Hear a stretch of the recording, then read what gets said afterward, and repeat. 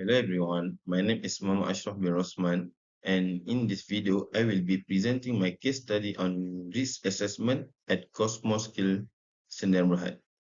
This assessment was conducted to identify workplace hazard, evaluate the level of risk, and recommend suitable control measures to improve workplace safety and health. Let's begin with the company background.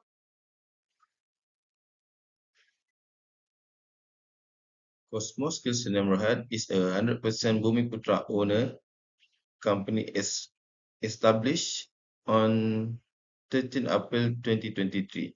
The company provides technical training, engineering service, and management consultancy. Its main training center is located in Sungai Udang, Melaka, while another branch operation in Bandar Pertama, Johor. Training activities are divided into indoor and outdoor season. Indoor training takes place in office, classroom, and multimedia rooms, while outdoor training is conducted at the scaffolding yard and the confined space simulator. Although the company has only 4 permanent staff, workplace safety remains very important because training activities are carried out regularly. For this risk assessment, 3 methods were used to collect information. The first method was direct workplace inspection. Both indoor and outdoor areas were inspected to identify hazard and unsafe condition. The second method was a staff risk survey, where employees share information regarding hazard that they encounter during training activities.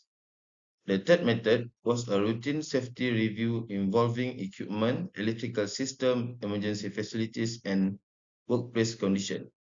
The assessment covered office, classroom, pantry areas, storage room, scaffolding yard, and confined space training facilities. A total of 25 workplace hazards were identified during this assessment. However, 10 major hazards were selected for detailed analysis. Examples of indoor hazards include blocked emergency exits, overload electrical socket, trailing cable, slippery floor, and stacked document box. Examples of outdoor hazards include loose scaffolding coupler, missing toe bolts, toxic gas inside the confined space simulator, blocked tank entrance, and exposed welding wires. If these hazards are not controlled properly, they may result in injuries, property damage, or serious workplace accidents. The risk evaluation was carried out using the standard risk assessment formula. Risk rating equal likelihood multiplied by severity. Likelihood measure the probability of an accident occurring, while severity measure the seriousness of the consequences.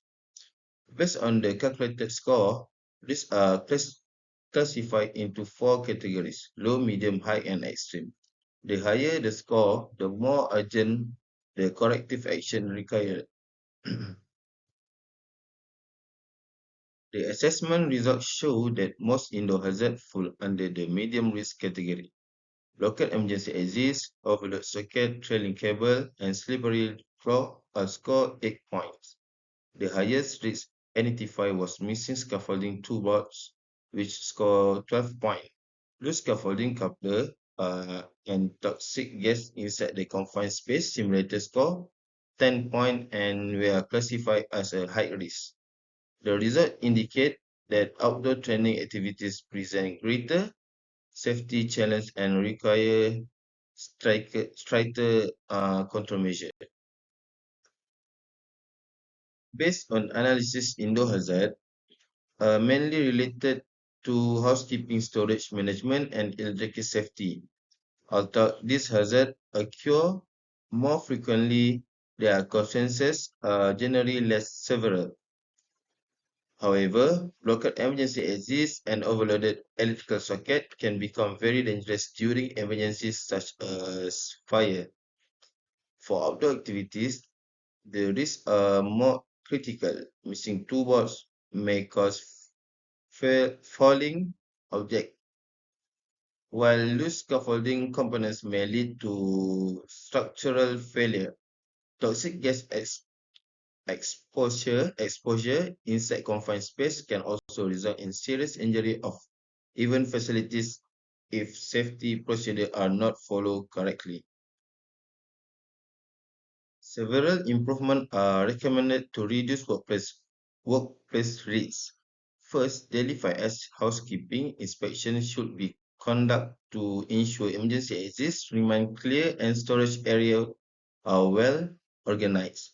Secondly, electrical safety can be improved by preventing socket overloading, using such protector and managing cable properly. For scaffolding activities, inspection should be performed by a competent person before use, and two box should be installed to prevent falling objects. For confined space training, gas testing, ventilation systems, standby person, and rescue equipment should always be available before entry the perimeter.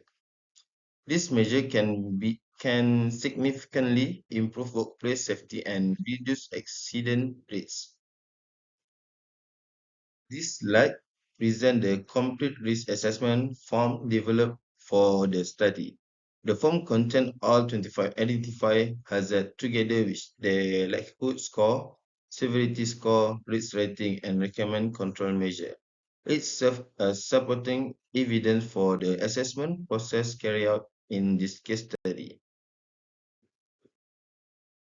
In conclusion, this case study successfully identified 25 workplace hazards at Cosmos Skills neighborhood. Most indoor hazards were classified as medium risk and can be controlled through proper housekeeping, maintenance, and electrical safety practice. However, outdoor activities involve scaffolding and confined space present higher level of risk and requires stricter safety control. Continuous inspection, employee training, proper use of personal protective equipment, and strong management commitment and essential to maintain a safe work environment. And thank you for watching this presentation video.